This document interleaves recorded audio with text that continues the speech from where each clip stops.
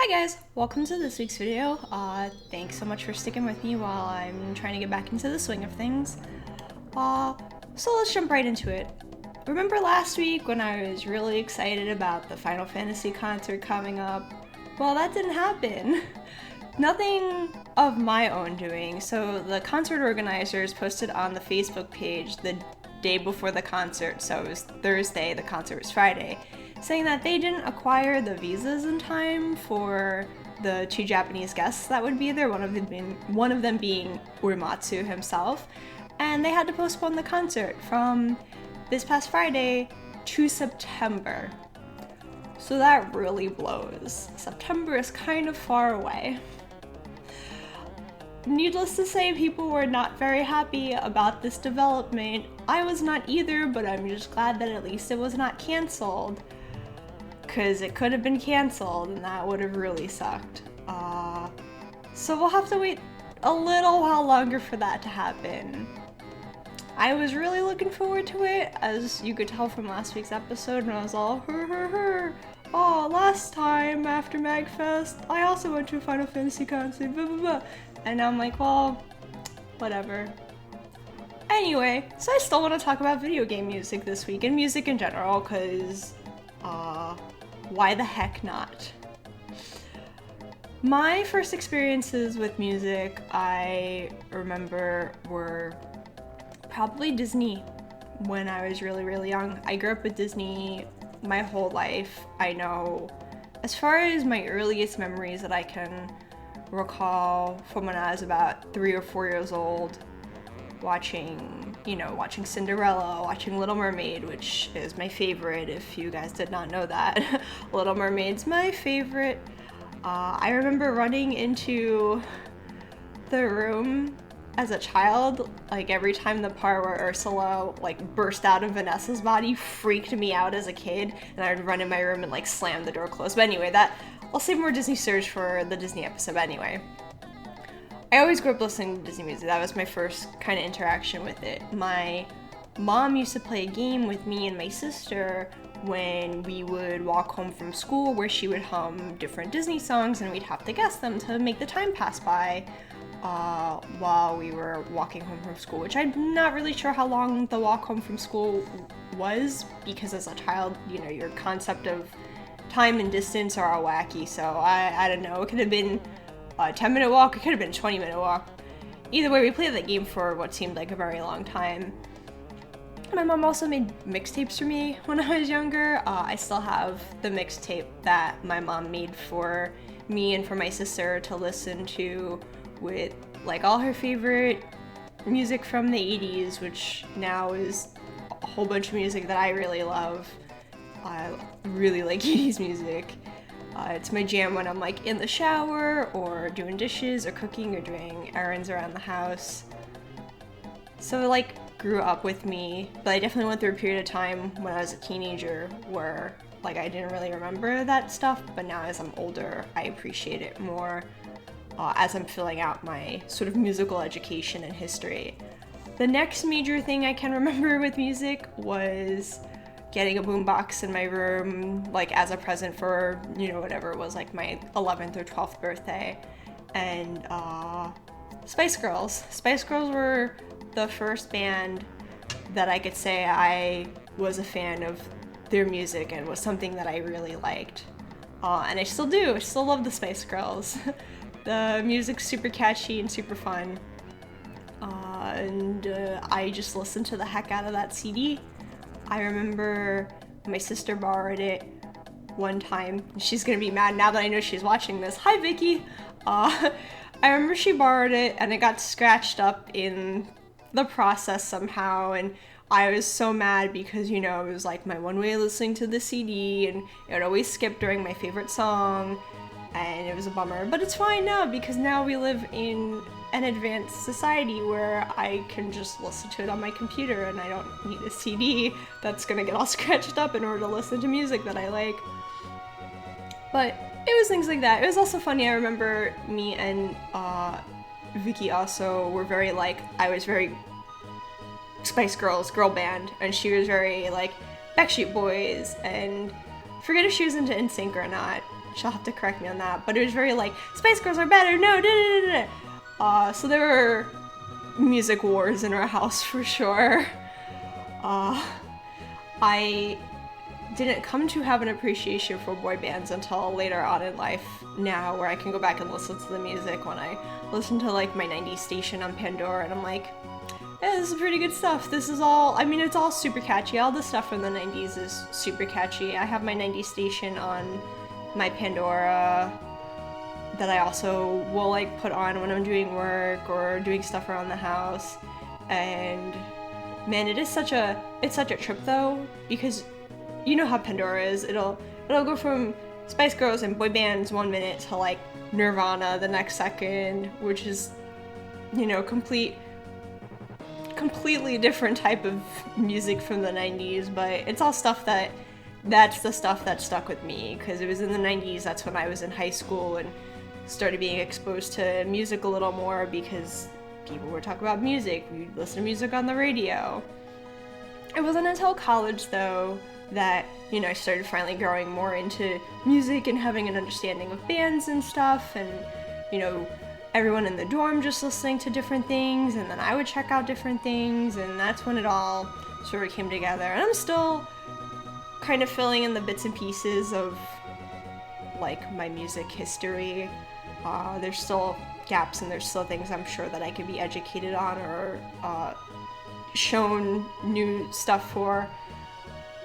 The other big thing with music though that had a deep impact with me was video game music, of course. That's always, you know, from, heck, definitely from like Super Mario Brothers 2 up until most recently like Undertale. It's all had a big impact on me. I think with video game music, what sets that apart for me is that because you went on this journey and you listen to this music with all these different things happening, you know, characters falling in love, or, you know, cities being destroyed, and people coming to terms with themselves, like, it sets the mood for things. So when you listen to that, when you listen to it after, that is, when you're sitting around the house listening to the music again, it evokes those memories and those feelings for you, or at least for me. I get very emotionally attached to it. Like, it still resonates with me how I felt during that part of the game with how I'm feeling now listening to it again. Like, even now, for example, with Undertale, if I'm listening to the soundtrack while I'm working on stuff, I'm super okay, having a good time, and then you get up to Hopes and Dreams, and I start getting really emotional and choked up, and I'm just like, Asriel, I get really, you know, feeling those feels again. But, yeah, Final Fantasy is probably my favorite video game music, just because it's so expansive. There's so much of it, because there are so many Final Fantasies. But I love the soundtracks for all the games. It's hard to say which is my favorite. 9's gonna be my automatic favorite, because 9 is my favorite in general. But 6 also had a really excellent soundtrack. I like 7, I mean, everything I played. 7 had great music.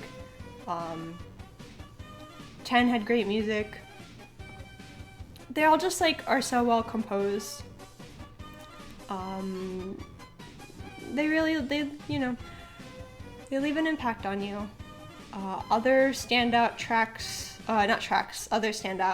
games for me that I really enjoyed the music for, Banjo Kazooie, just because of how wacky the music is and how much fun and easy it is to just kind of hum along and be random and wacky at home. I know that's one of my favorite hobbies, is just late at night when me and Jan are like getting ready to go to bed and we're chilling, he's reading, I'm like on my phone or whatever, and I just will start singing Banjo Kazooie songs, and it annoys the heck out of him and it makes me laugh super duper hard. It's great. Banjo Kazooie, Silent Hill 2. I've only played the first 2 Silent Hill games, but I really like them.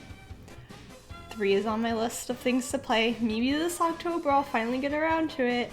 The music from Silent Hill 2 I've always really enjoyed just because of how extremely moody and atmospheric it is, which really lends itself to the game, but it also just, I only will listen to that album really in the fall because I think it feels very much like the fall. You know, Silent Hill is it's foggy and moody and dark, and you know, it's a horror game, so fall is really when I feel that album the most.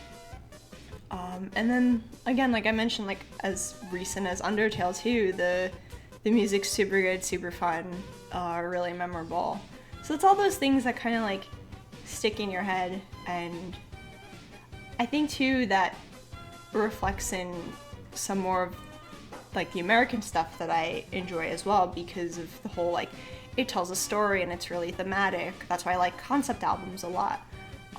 My favorite concept album is probably Electric Light Orchestra's Time. That one, I forget when I got exposed to that. I think technically my first exposure to Electric Light Orchestra was with Twilight being the opening theme for the Densha Otoko live action drama, which is really great and really fun. That was probably one of the first live action dramas I've also ever watched too, which is why it stuck out in my head. But then I actually checked out Electric Light Orchestra. ELO. There we go. I'm not gonna try and fumble over words anymore and make an ass out of myself. ELO's Time is definitely one of my favorite albums.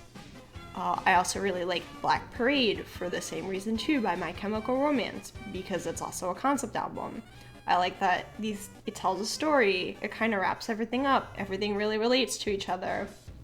Because again, the whole thing with video game soundtracks all being relative and telling a story and taking you from start to finish, and these albums also do that as well, so it's good. If you haven't listened to anything from ELO and you're really into like synth stuff and you're really good at 80s music, I would definitely check them out. They're really, really fun.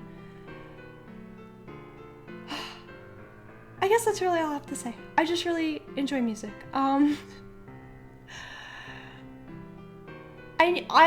Music keeps me going a lot of the time just because I can't deal with things being super duper quiet for very long, especially now that I'm working from home.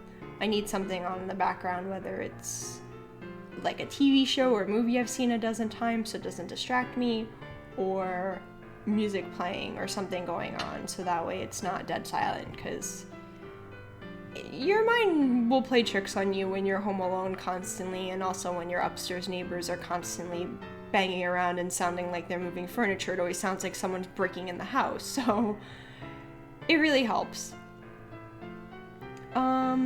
Shoot, I was gonna say something. Gosh. I have notes too, and I'm still losing track of what I'm trying to do. So anyway, let me not make this longer than it is. Let me not ramble on anymore. Let me know what some of your favorites are. I'm always looking for new things to listen to, especially if you have a link to something. That makes it much easier for me to just like, boop, put that on. Tell me what you guys relate to, what resonates with you, and what gets you really emotional, or what gets you really pumped up. What's your, I'm getting ready to go out music? What's your, I'm going to a con music? Stuff like that. Oh, Scissor Sisters. Sorry, I gotta mention, I'm like also one of my favorite bands ever. Oh god, I hope they make music again. I've been so distraught because they really haven't said anything about making a new album, and time is passing and they're all doing their own stuff and not talking about making a new album together, so I'm really worried. But anyway, let me know what you guys are into and if you have any suggestions for me, because I would love to continue to expand my music knowledge. So that's all for this week, and I will see you guys next week. Hopefully next week will be a little bit more of an exciting episode, so we'll see. I think I'm gonna start Golden Sun this week or next week, so that should be exciting. I'm sure I'll have stuff to talk about then. So that's all for now. See you guys next week. Thanks. Thanks again. Bye-bye.